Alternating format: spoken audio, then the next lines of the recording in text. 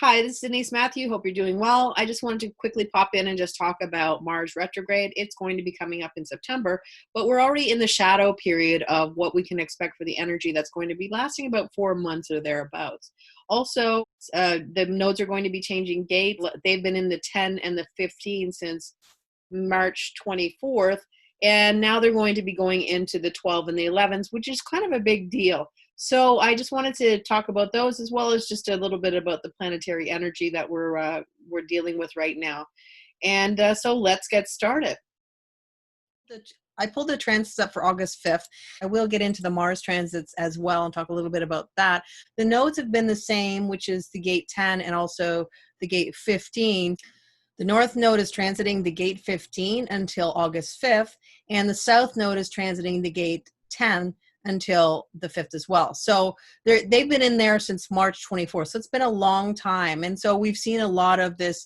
What I've seen is a lot of this energy of empowerment or disempowering sort of energy in the news a lot. And I did a video on that already about just karma on the world stage. And a lot of people basically have been showing up. And these are people who generally have, for the most part, would have the gate 10 or in one of their sort of more important parts, which would be like the top 4 numbers or the moon or things like that. So you've seen a lot of people like that in the news. And I've talked about a lot of different people, the president of Brazil and also Ghislaine Maxwell and a few others already. But another one would be Gabrielle Union. She used to be on America's Got Talent. There was some kerfuffle there, or something happened in that she was let go, or I'm not sure exactly what's happening. But there seems to be a lot of issues in relationship to how the working conditions were with America's Got Talent. Every time you open the news, there's somebody with the gate 10 in a pretty good place that's showing up in the news. Another thing is just the theme of empowerment or disempowerment. Now, Ellen from the Ellen show, she actually doesn't have the gate 10 in her chart. What we have been hearing is a lot of information about her and how she was not treating her staff properly and how it was not nice for guests to be on there. So there's a lot of things coming out into the forefront about how these people were disempowering, basically. I mean, for lack of a better word, they were disempowering people who were on their shows. So those are the themes that we're moving away from. And of course, we're moving towards the theme of humanity. But now we're going to be starting to move on from, it will be going into gate 12. The gate 12 could be related to prophecies, seeing the future, and also this whole sense of authenticity. So that's going to be a big push for people to be authentic. So anybody who's really stepping forward and showing their true self, as opposed to a glamorized version of something that looks good on screen, is going to come out into the forefront. And we're moving away from the gate 11. I mean, the gate 11 is all about ideas, trying to make things happen, expansion of the possibilities, which is not a bad thing. It's a good thing. But sometimes get overwhelmed with so much of what's actually we're trying to do, and maybe too many ideas. It's a plethora of ideas. It's just always downloading more ideas. Instead of allowing the universe to show us where we're meant to go, we can get caught up in this whole idea of trying to make everything happen, trying to do it on our own. And it really is about investing in the right ideas and letting go of the others. So this is the energy that we're sort of moving out of. So this expansion and this real push for getting things bigger and you know, a lot of different moving parts, a lot of different things coming into being. We're pushing away from that and going into this sort of, it is more creative. But gate 12 is about, like I said, it's about authenticity, but there is this level of creativity. I mean, it does connect to the channel 1222, which is extremely creative energy. The gate 12 is a throat energy as well.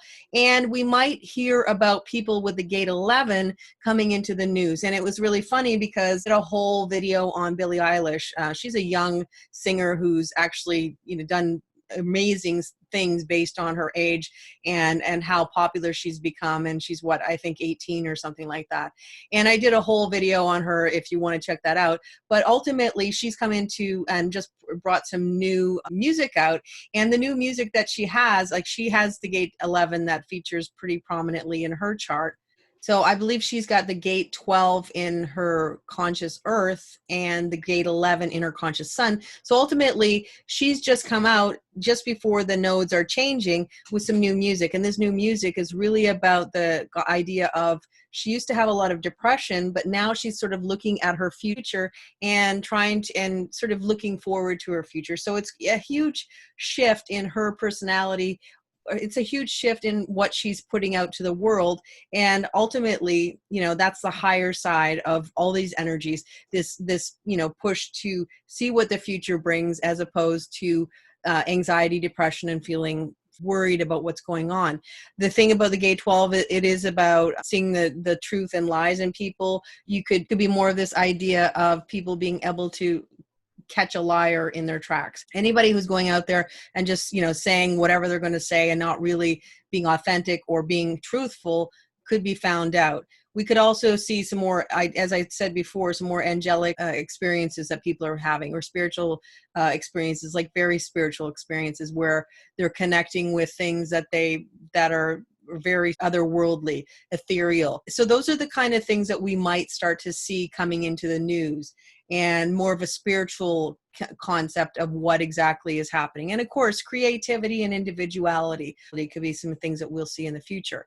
Now, if we're looking at the Mars retrograde, now Mars doesn't go retrograde until September 9th. Mars is going to go through Aries, which is the zodiac sign Aries, and that it's going to be in Aries from the time it started being in Aries about a month ago, and it will continue on until January. So it's going to be in Aries a long time, and it's bringing with this whole strong energy of, it can be aggression, it could be being assertive, it could be a push to do things and a drive. There's a lot of energy with Aries. It could be somebody who's telling you what they think rather than listening to what you have. There's a level of initiation. So Mars is very strong in Aries because that's where it would be its home. So it's going to be in there till January. So right now, when I'm talking about shadow, it means that it's gone over the gates that it will continue to go over when it goes retrograde. So basically, as of a couple of days ago, it went in shadow, which means it entered the gate 51. And in now until November, it's going to be only in 3 different gates. And that's going to be the gate 51, the gate 42, and also the gate 3.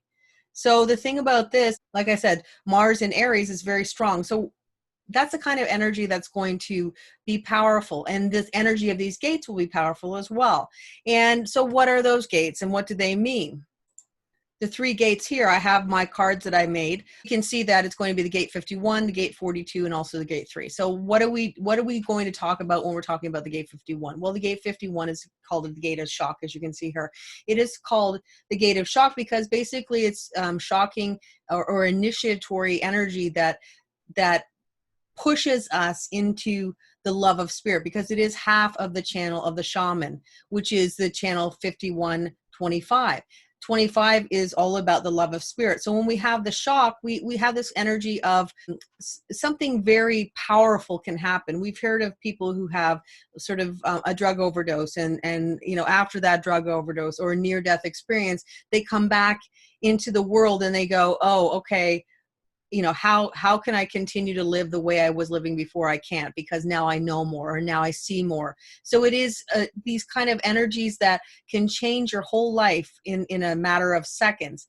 Now, we could have these kind of life-changing experiences, or the other perspective could be, we could have people doing shocking things. We could have people acting in a shocking way. And that's the whole point. And that's the thing that can happen with this energy, because Mars is so strong, and Mars can be aggressive. So we have this aggression to, push your own agenda. I mean, we have all the energies pushed together, and I will talk about how they all can link in together in a minute, but I just want to give you the sense of what the energies mean. So that's the kind of energy. So it could be shocking just to be shocking. It could be somebody does something just to shake everybody and to make everybody feel uncomfortable, or people could act out in ways that you could never have expected, and then it happens and you go, wow, I never ever saw that happening. It's very like, if you know anything about tarot, I know very little about tarot, but the one thing that I do know is the Tower card. And the Tower card is when everything falls apart in a moment. and then you have to sort of start to build again. And if you look at the card here, you can see that there's a tornado coming through, but behind the tornado there's a rainbow. So yes, it's shocking, it's scary, it's something that we don't want to deal with, but in the long run there could be some positive things that come out of it. Now, I'm not saying that's always the case. That's the high end, that's a high expression. Then we go into the gate 42. Now, the gate 42 is also called the closer. Now, if we look at what Richard Rudd talks about the energy of the gate 42, the selfishness, so that the selfishness to close this feeling of emptiness or lack within us. So that could be the energy. It's just this, like, I think if we look at the whole perspective of how this energy may manifest, because Mars is ruled by Aries. Aries is about the I. It's about the individual. So it's going to be my way, but not our way. And you know, the bottom line is that we live in a world filled with people, and it can't be just the I. It has to be the we. How is what I do going to affect everybody else? And that's what we're seeing a lot of. It's like people fighting about people wearing a mask and fighting about people not wearing a mask, and people feeling that it's their job to go around and say, oh, you're not wearing a mask, you must have, you know, issues, or there's something wrong with you. Or people saying, you can't make me wear a mask, it's my freedom, it's my right not to. And so there's these really strong me energies about what my rights are and how I should be treated. And there's a lot of this I. Although we have to always remember that there is a we, and it's not just our agenda. It's everyone has their own perspective. And can we live in a world where we have the different beliefs, yet we still can get along? Parallel beliefs, I always say, you can have the beliefs side by side. And sometimes, you know, there's one of the most important things that we can learn is if someone has a different belief than ours, and we just, you know, some people say, oh, well, you're just crazy. Why do you have that? I mean, there's no reason for you must be nuts. No, instead of saying that, we could say, okay, you have that. Why is it that you think that that's the way things should be? Or why is it that, where did you get that idea that this, whatever, A plus B equals C? And when you start to look at why someone believes something, you get a different perspective a lot of times. And sometimes they would have the same beliefs as you in certain ways, not all the same beliefs, but some beliefs that are the same as you. And instead of just, you know, painting everybody with the same brush, you don't believe in what I believe, your political beliefs are different, your religious beliefs are different, we're not the same. Instead of doing that, we can look at something else. And so then we can look at also the gate 42 is closing cycles. If you notice, the woman is pulling a curtain down. She's closing the cycle. She's closing the window, or she's closing the curtain on you know, something that's already gone. The sunset is there. It's the end. The 42 is the energy of the closer, the closing. And it really is about somebody who comes in where a project is already started and they can finish that project. It is a cyclical energy. It's a closing of cycles. So are we closing some cycles that have begun? So if we look at this as Mars closing a cycle, if we think about the gate 53 as the energy of a beginning cycle or initiating a cycle, look back to when it actually was going to the gate 53. So if we're beginning a cycle with the gate 53, we're looking at the middle to end of June 2019. Was there something that you started, or was there something that began at that point that we're going to possibly see, you know, closing now because this is the end of the cycle, potentially? You know, it could be that. So, you know, that's something to keep in mind. And the other gate it's going to be is in the gate 3.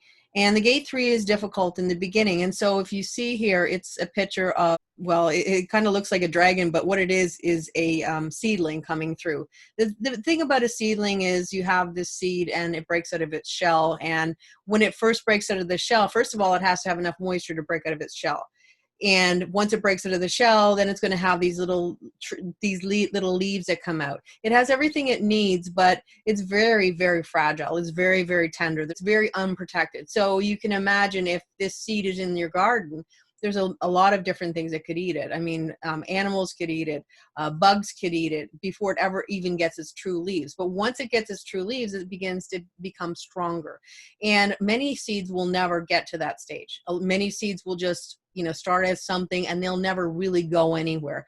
They won't have the opportunity to grow because maybe they won't have enough water, or maybe they'll get eaten right away, or whatever. Something will happen to them.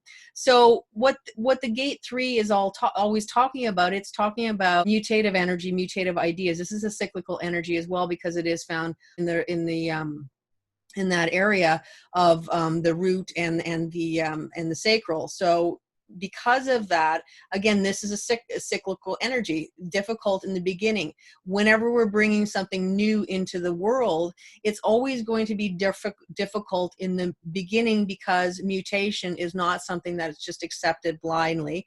And because of that, some things will work and some things won't. So will we have some new and innovative ideas that are trying to break through and will not get much traction? And, the whole thing is, should you continue on, and is it worth your while, and those kind of things. Now, if you're bringing something new to the forefront, is it worth your while to do it? And that's the whole thing about the difficult in the beginning, because something that is actually worthwhile, that actually you want to continue to try and foster and push forward into the world, you will continue to do it, because you'll have that impetus to push it on. But the whole point is, it's not going to be easy. So if you're starting something new, if you're starting a new business, if you're starting anything that is brand new, never been done before, the expectation is that you might have a little bit of friction, especially when Mars is going retrograde, because things are slowing down. Mars is wanting to go, it's like they want to put the foot on the gas, but you also have somebody with a foot on the brake. So you can imagine how little you're going to do in that respect. So having said that, knowing that you may not get all the things you want right in the beginning, all the ways it may not take off the way you want to if you're starting things new, is something to keep in mind, so that if you're meeting resistance or headwinds, sometimes it's a point to stop, reevaluate, see what's worthwhile, see if it's, can you reconfigure it, can you shift it up. And so those are the kind of energies that we're going to be seeing. And if you can imagine, Mars is a push, a drive, aggression, and aggressively pushing this beginning, pushing what you want, but getting blowback and not being happy with that. So these are the energies that we can expect for Mars retrograde. They're very powerful energies, and I think that we are definitely going to see a lot of things happen in the news. Now, if we look at all the transits and where the gates are, so let's try and pull them all together. I'm not going to go through the sun and the earth, because that changes, and the moon, because those change so rapidly that it's almost not worthwhile. And the bigger planets probably is a little bit going to stand a little bit longer, so it'll be more relevant to what's happening in the world. So if we look at the energy, we're going to have Venus finally moving out of Gemini, and it's going to be moving into Cancer. So we think about Venus, we think about luxuries, we think about beauty, we think about fine things, about fine food, fine clothes, sensuality, the things that we like to do to make ourselves feel better, like even plastic surgery, if you wanted to do that. So Venus is going to be moving out of Gemini, which is really about a lot of changing ideas about what you like to eat, what you like what makeup you like to use, what beauty products, what art you like. So it's going to move on to Cancer, which is an emotional connection to all the beautiful things of life. Jupiter is retrograding in the gate 54. And when we talk about the gate 54, we're talking about ambition. This is my card for Jupiter, for ambition, or gate 54. It's also called the marrying maiden. Now, with everything with Jupiter, it's always about expanding. It's about getting bigger. It's about an expansion. So we might see a lot more people wanting to get ahead, get more money. And of course, gate 54 is all related to resources. It's tribal energy. It's collecting money. Well, it is meant for the tribe, but a lot of times there can be some level of greed here. It can be walking over people to get what you want. You could see underhanded things happening with money and how it's being handled. And you might hear about some things that are happening with stuff that's been sort of hidden away coming into the forefront, and Jupiter just making it bigger. Or you could have more greed. You could have more people trying to get involved with trying to get money in some way, the stock market, or making those kind of decisions. And when you have all these, can skew your idea of how things are going. Now we also have Uranus, and that's in the gate 24. So we talk about Uranus, we can talk about unusual things or shocking things or new things. Uranus is here to make change, to bring change into the world. And so when we have the gate 24 being transited by Uranus, we have this whole idea of, basically, because Uranus is about change, we can see the whole idea of changing.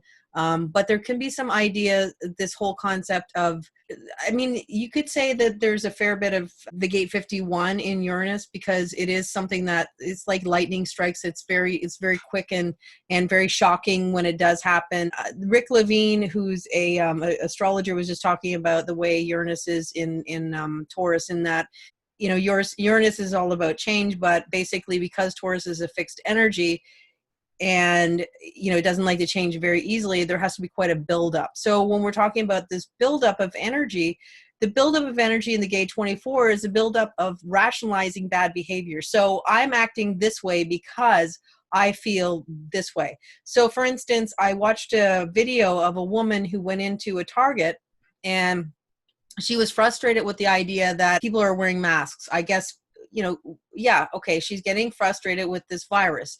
I think a lot of people are getting frustrated. I don't think that's new.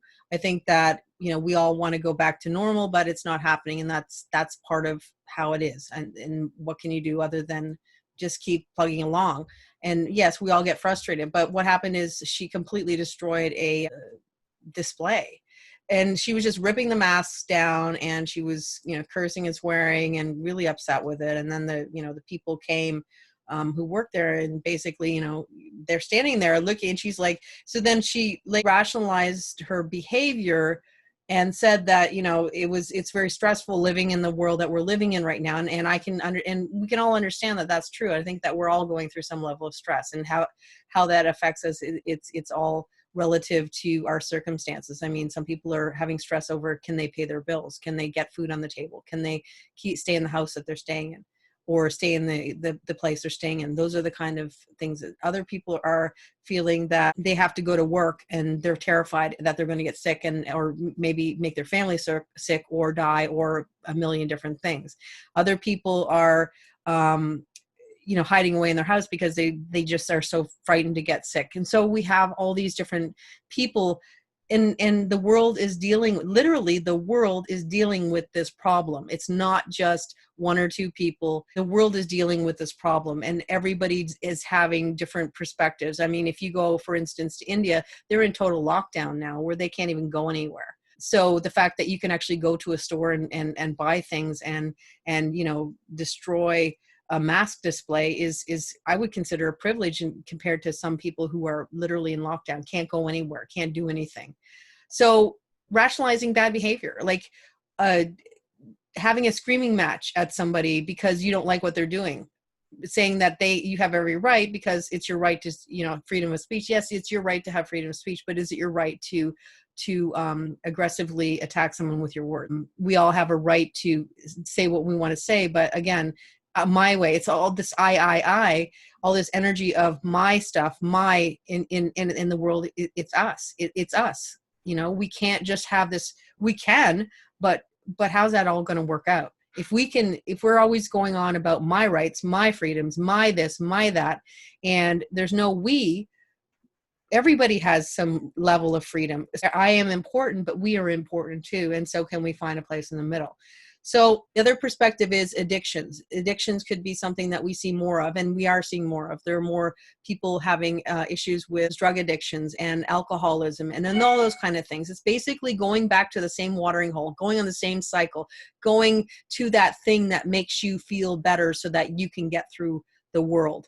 And those are the kind of things that we could potentially see. Now, the whole thing about this is just trying to break out of those cycles, trying to break out of those mindsets, those patterns that say it always has to be this way. That's the way it is. That's crap always comes into my life, and that's the way it is. And there's a lot of listening with this energy too. There's a lot of listening, and also going to the past. So we could also see this whole idea of going to the past and seeing where we made a mistake, where things were not as they should have been, and how can we shift that along into something that's better. And finally, we have Saturn continues to be in the gate 60, which is all about limitations, and we are seeing that in the world. Also, Neptune remains in the gate 22, which is also about this whole grace, suffering with grace, or it could be suffering without grace. And we also have Pluto, which is about, 61, trying to find out the answers, but not necessarily getting the answers that we want.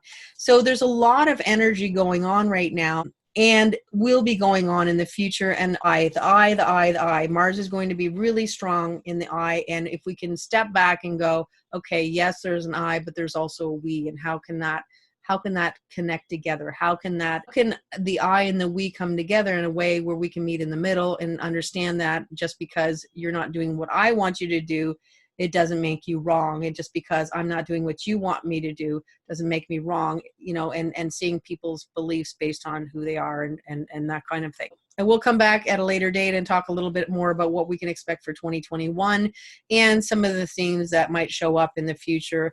But for now, I think that's pretty much everything I wanted to say. Thanks for watching, and I will be back soon. And that's all for now. Take care. Bye for now.